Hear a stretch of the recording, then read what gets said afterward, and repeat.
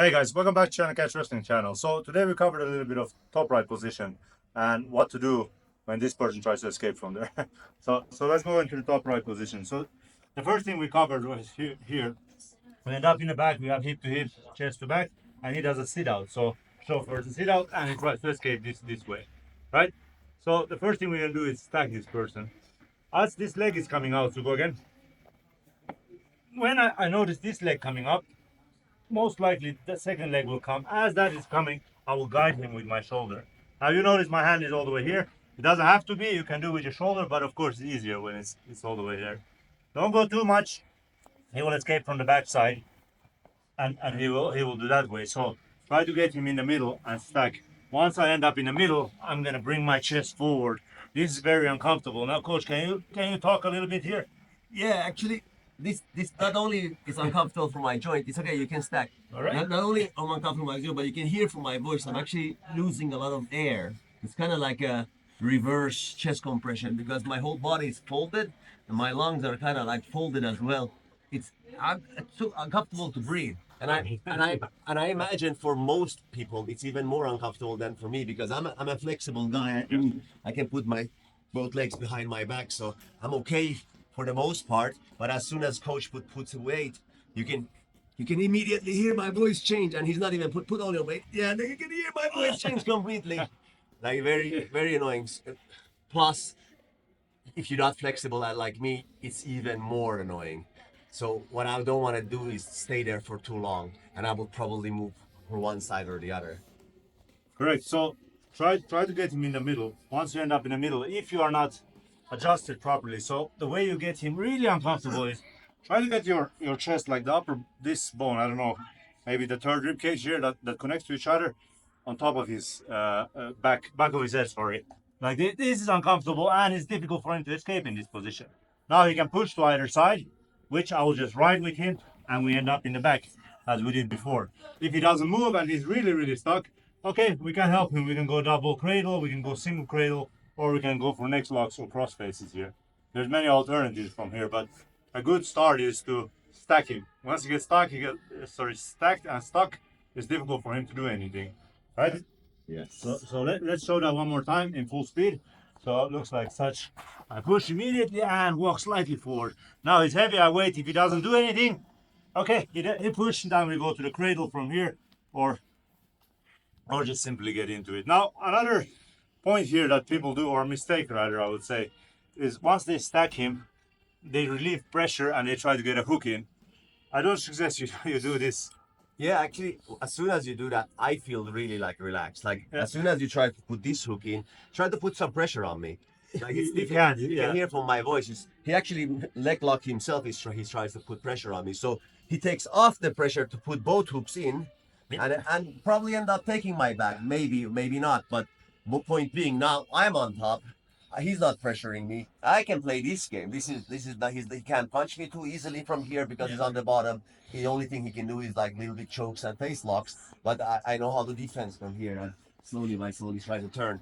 So I would much rather play that game than to get stuck here in the bottom. This is not comfortable position Yeah. at all. Not only that, if you necessarily want to get the hook in, at least like tire him out. This is an uncomfortable position. Like you have to remember, it's a battle of energies. Here I can even rest if I'm tired. Just wait for a bit. We go here, we go to the side. Now that he's stacked, now I can worry about this kind of stuff. Not only do I still have the pressure, but I also get the advantage of getting that hook if you want to get it. Yeah, and oftentimes he can actually guide me. He can still take my back, but from the top ride. So in other words, he will stretcher me. So if you go again, let's show that detail. So as soon as I go, he's gonna crush this knee with his leg like that. And now I can't even turn that direction. So I'm forced to belly down. And by the time I belly down, he crab ride. He's in good position. He thrusts in and then flats me out completely. Now I'm go ahead, put it Up, okay. No, this is uncomfortable. That's you don't want a heavy guy. Not even a heavy, same size guy. It's like really uncomfortable to get stuck in that Yeah, position. especially the way coach just did it, Yeah. with both my arms trapped underneath me. So another detail right there. Get the double underhook when you get the top ride. You don't get over under. That over under crap is only when you're on the bottom, so you're playing kind of like Jiu-jitsu back mount. And for wrestlers, you want to be on top. So you got to get double unders in order to control that top right instead of losing, running over under and then falling from the top. Correct. You can actually show that. So So yes, if it's here, if it's just about to come, I'll just lift my butt a little bit, and now you can see the head is available. Everything is easy for me to come. But if you get that double underhook, it's way more difficult. So once he gets the double underhook, now when I go, he's in a perfect balance. I feel like I can't do anything, and very easy for him to, yeah, transition to anything else. go Nelson so many. So our point being is try to get to that superior position while you crush him and make him suffer to go there rather than just play jiu-jitsu in lack of better words, I would say, because Yeah, you stay on top. Make sure I'm getting tired. Well, I mean, like your opponent is getting tired, not yourself. so that was the first thing we went through today. But then we covered a different position as well. Like normally we want hip on top of the hip, back, sorry, chest to his back, so we have a good position here, right? It's when we are hip next to each other where he can create space and step over and walk my leg, and then he will get his underhook or push me on top and grab me and mount me from this position. So that's one variation of getting it. Or another one, he will just simply get the underhook before I manage. So we are here. He does this, he brings his head down, and he pops out from the other side, pushes my head so he get the leverage. And you would think that in this position, coach will put a whizzer on me to like stop me, but I already have this leg ride. I have the like the leg on the hole, a knee on the hole, and then I'm also pushing down his head. Whoever gets elevation is gonna win. But because I have underhook, I can always push his head down and keep my head up. Whereas he has a whizzer, he can't do the same thing. So 9 out of 10, I should be winning for this position every single time. So which is why you don't want to end up there to begin with. So you could kind of nullify this whole technique if you do it correctly, like we've covered in the previous video. Yes.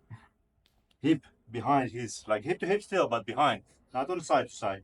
But that's a mistake a lot of people does. Yeah, and if you're on top, you can feel it, right? As soon as I go, you just accompany me. Yep. I don't even feel like moving because you're so heavy. But even if I move, you feel it immediately. I can feel a shifting weight towards that, so I'll just follow him. Yeah. And he will just drain his energy while I stay on top, resting basically while putting my weight on him. So, but let's say that the mistake happened anyway, no problem. So he does it, he catches it. Now we have to address how to get off from this position. First thing we want to do, avoid that. I'm going to get my underhook. Now, don't go for a shallow underhook because he can still get it. If you get shallow, he'll escape by catching from the other side. Or don't do this either. He'll do the same. He'll rip it off and get anyway. So what we want to do is like we did before when we did the spirals, right? We're pushing just slightly forward, all right? Push it slightly forward so we get stuck in this kind of position. Yeah, I'm actually, there's a lot, because you push me forward, there's a lot of weight on this hand. If I take this hand off, keep pushing forward, I will fall. Like, if he has a shallow one, there's no weight on this hand. So I have a lot of like energy to do this kind of stuff. But as soon as he put weight, now I can't do that anymore. If I try to keep putting weight, I'm falling on both sides. I can't lift my hands. Yeah, so the moment I relax, or the moment he goes, then he. Sorry, I'm mixing up. I mean, the moment I relax, he can start getting out. So just keep it here. You don't need to push too hard. Just keep it and keep it tight. That's where we're gonna try to escape our other leg. Now, if your toe, this is a common thing. You have shoes on, or even if you don't have, your toes get stuck here. The first thing you want to do is get your knee slightly forward so you can flatten your feet. From here, bring your weight down and the knee out towards your other foot. So while pushing my weight down, right? Don't just go again. Don't just try to force it out. Sometimes you can do that, but sometimes it's tight. So I suggest you pressure your opponent. Look, he doesn't like this, and that's where we escape. And then we correct our position. We go hip to back to the hip. Yeah, that's really nasty actually. You can't see the weight. And when he does that last slide and he puts the weight on, I feel both my lower back and my breath is just like compressing. It's uncomfortable. You kind of get jammed in a sense also while you get pressured like constantly. So let's do it in fast time. And yep, he goes here. I go underhook immediately, flatten my foot, heavy on him, and I go back to my spiral position.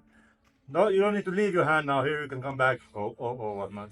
Right? So that's So notice what coach had there. He had double underhook again, like we discussed earlier. Yeah. So try to go for the over under, like the jiu-jitsu seat belt. okay. So here now, when I go to do this, Yeah. now try to push me forward. No, There's that's no way. difficult. It's very easy for me to from here to slide back. Yep. Slide back. No. I need to get that one or just get directly down the hook. Underhook, yeah. Boom, and get out. So again, this is the reason why I said if you're on the top ride, on the top, you do not want to get over under. You want to be double unders. Yeah. If he changes his arms to the other side, so he has a near side underhook and far side, it's almost the same thing. I'm gonna put my butt away, and then this slides from this side out. So again, put double unders on the top right, Yeah. not over under. Definitely not, but I would definitely not sit because now I lose all my weight on this side. So Yeah. if you have to choose, rather do this, which is also wrong in my opinion, but of course the best one being here. But if you can choose between this and this, rather go here because at least your weight is on that side. Yeah, at least something here covering that I cannot move to that direction. Yeah. Now let's pay attention to when coach goes for the underhook and what his head motion is. So let's say he got my leg strapped again. I don't have the underhook. Now notice his head needs to go down in order to get that underhook. So he goes down, and that's when he can pop out and get the underhook. So let's take that to our advantage. Our legs get stuck here. I get my underhook, double underhook. He goes down. This is what we want. Now you can choose, doesn't matter, near side, far side, whichever one is more comfortable. I usually go for the near side one. I start with one hand, I go to half Nelson. From here, we can go further Nelson, or even better, we can go to the gable grip from this position. Full nails. Full Nelson, but in a gable grip position. So from here, same thing, you can now do the same thing to escape your leg out. And as you hear, you can either finish directly from here, go deeper, or walk. Just walk while you're pushing it down. So I'll keep going. Oh, sorry. I have to be a little bit careful with that. You have all the weight on top of his head. Not comfortable. Yeah, that spiral ride, full Nelson is a especially nasty one because it's almost you can't even tap, and because you're compressed here as well, you can't talk either. So he has to go a little bit slower to allow me to show that I'm tapping. Yeah. So that's a good way to utilize that. I usually actually want them to get trapped here rather than just getting my leg out because now I have a good advantage. I just stay here, whatever. 1, 2. Nice. So I went the far side first, and I graduate to this grip, and then same thing, heavy, and then we just start walking heavy. But you cannot notice maybe, but I'm trying to go deeper and deeper as I walk. Also, that will create this motion where your head. Yeah, that's a very how to say, very good indication that he knows his Nelson. So the more you go, doesn't matter if it's half Nelson, quarter Nelson, 3/4 Nelson, full Nelson, further Nelson. The more you walk, the deeper you want to get. You want to get all the way to your armpit and beyond, so that you get a lot of power. But of course, I'm gonna be tapping already around this part.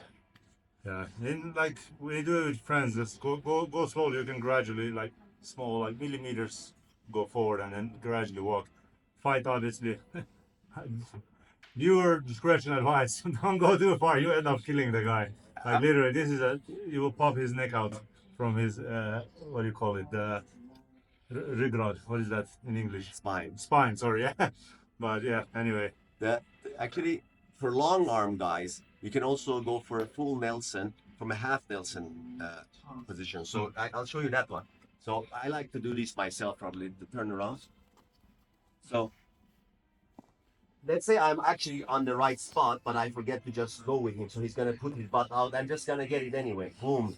So same thing. Coach needs to put his weight back. The more he's putting his weight back, the more that head becomes available. But instead of going for full Nelson with a gable grip or just regular full Nelson, I'm just gonna go half Nelson with a wrist ride. So this is kind of similar. When I go out and I start walking, that's a full Nelson, even though if it's a half Nelson. It's kind of difficult for him to recover. Can you recover your arm? No. Yeah. It's difficult. It's difficult, Especially right? I have my palm, not my wrist. Yeah. It's difficult. So what coach wants to do is want to pull it here, which in case we end up not in a bad position, very nice position.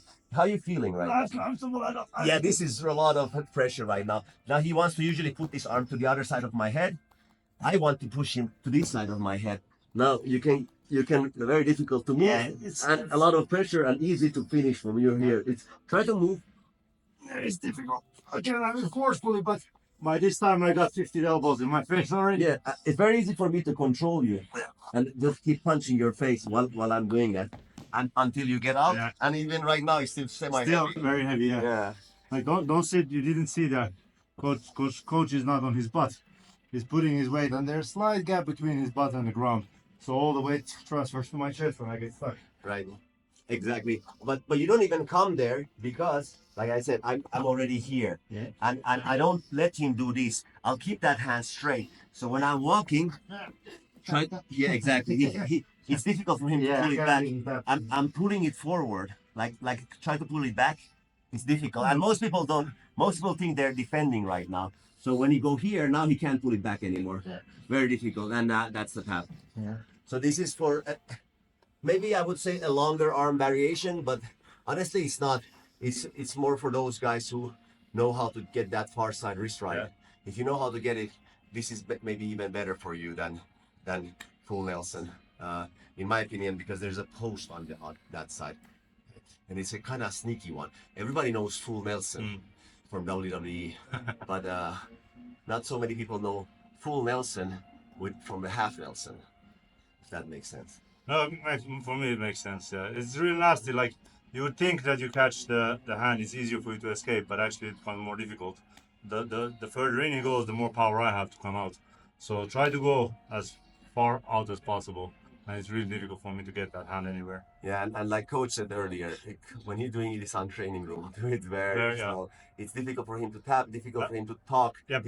So you don't get any indication that oh shit, something is going too far. Not only like this hand, I won't be able to tap anyway because it's controlling it. So even if I'm trying, let's say a referee or whatever, or we're training, I can. And this hand is stuck here, so it's difficult to. You really like so do this like really slowly when you train with each other.